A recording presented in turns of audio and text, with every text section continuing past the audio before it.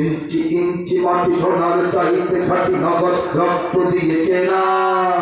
শত্রু বাহানাদার একটি কণাও তার ছেড়ে নিতে কেউ পারবে না। মনের তুলিতে আকাশ বুঝের ছায়া ঢাকা সুজলা সুফলা পরিপাটি। লক্ষ শহীদ গাজী রেখেছে জীবন বাজি করেছে স্বাধীন এই মাটি। বাংলাদেশ আমার, বাংলাদেশ তোমার, বাংলাদেশ খোদার দান। সোনার জন্মভূমি তোমার জন্য আমি জীবন দিয়েছি কোরবান। বাংলাদেশের জন্য জীবন কোরবান করতে প্রস্তুত আছে। কারণটা কি? আল্লাহ পাক এটা দান করছেন। কে দান করছেন? কিসের জন্য? ইসলাম কায়েমের জন্য। বলা সুবহানাল্লাহ।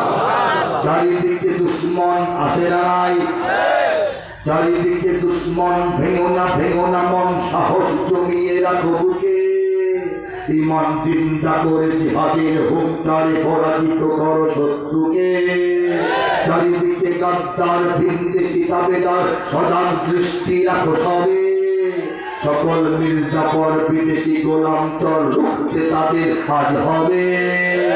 বাংলাদেশ আমার, বাংলাদেশ তোমার, বাংলাদেশ খোদার দান। সোনার জন্মভূমি তোমার জন্য আমি জীবন দিয়েছি কোরবান। শুরুতেই তেলাওয়াত করেছিলাম একটা আয়াত কারিমা। আয়াতটা ছিল যে ইউরিদুনা লিইউতফিউ নূরাল্লাহি বিআফওয়াহিহিম ওয়াল্লাহু মুতিম্মু নূরিহি ওয়ালাউ কারিহাল কাফিরুন। এই মাহফিলটা কিন্তু তাফসীরুল কুরআন মাহফিল। প্রশ্ন রাখতে পারে হুজুর তো চেতনার অনেক কথা বললো, তাফসীরও সময় করলো, ঠিক না?